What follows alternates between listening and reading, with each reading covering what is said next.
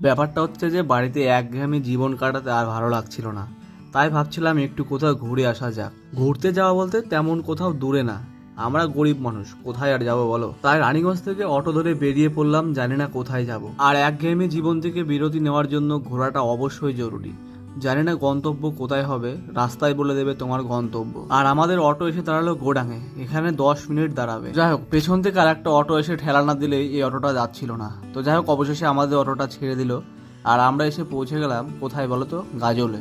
আজকের ওয়েদারটা ছিল কিন্তু খুবই সুন্দর, একদম দেখার মতো। গাজলে এসেও কোথায় যাব ভেবে পাচ্ছিলাম না, তাই এসে দাঁড়িয়ে পড়লাম গঙ্গারামপুর বাস স্ট্যান্ডের ওখানে। আর আমাদের সামনে দাঁড়িয়ে ছিল পাবলিক বাস, কিন্তু ওটাতে ওঠা যাবে না, কারণ ওটাতে উঠলে গঙ্গারামপুর কখন পৌঁছাবে তার ঠিক জানা নেই। ঠিক তখনই চলে আসলো বালুরঘাট যাওয়ার স্টেট বাস। আর এই বাসগুলিতে সিটের আশা না করাই ভালো। বাকি 10 জনের মতো আমিও দাঁড়িয়ে পড়লাম বাসের একটা রড ধরে আর যাত্রা শুরু করলাম গঙ্গারামপুরের উদ্দেশ্যে।